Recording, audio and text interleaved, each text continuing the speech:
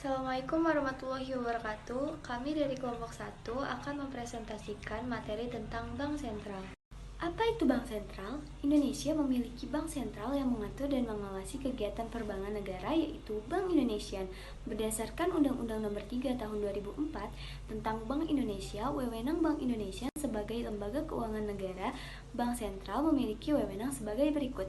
Yang pertama, mengeluarkan alat pembayaran yang sah dari suatu negara. Yang kedua, merumuskan dan melaksanakan kebijakan moneter. Yang ketiga, menjaga kelancaran sistem pembayaran dan mengawasi perbankan. Dan yang keempat, menjalankan fungsi sebagai sumber pinjaman terakhir.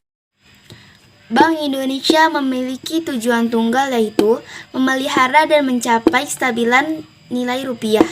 Kestabilan rupiah ini memiliki dua aspek, yaitu kestabilan nilai mata uang terhadap barang dan jasa, dan kestabilan terhadap mata uang negara lain.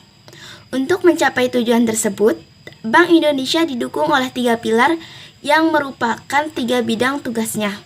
Ketiga bidang tugasnya ini adalah menetapkan dan melaksanakan kebijakan moneter, mengatur dan menjalankan sistem pembayaran, dan mengatur dan mengawasi perbankan Indonesia.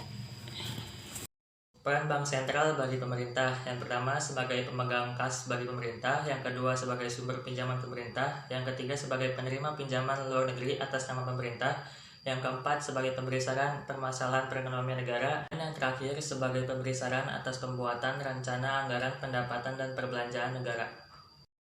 Kebijakan moneter. Kebijakan moneter berkaitan dengan peredaran uang dan keuangan suatu negara. Kebijakan moneter bertujuan mengendalikan jumlah uang yang beredar sehingga dapat mengendalikan jumlah laju inflasi. Kebijakan moneter dapat dilakukan dengan cara sebagai berikut. Yang pertama, kebijakan ekspansif. Kebijakan ini dapat dikatakan sebagai kebijakan uang longgar. Kebijakan ini dilakukan Bank Sentral untuk melonggarkan kredit dengan harapan jumlah uang yang beredar bertambah. Yang kedua, kebijakan kontraktif. Kebijakan ini dilakukan Bank Sentral dengan tujuan memperketat penyaluran kredit dengan harapan jumlah uang yang beredar di masyarakat berkurang. Bentuk kebijakan moneter yang dilakukan pemerintah antara lain: pertama, operasi pasar terbuka; kedua, politik diskonto; ketiga, penerapan cadangan kas bank umum; keempat, devaluasi dan revaluasi; kelima, imbauan moral.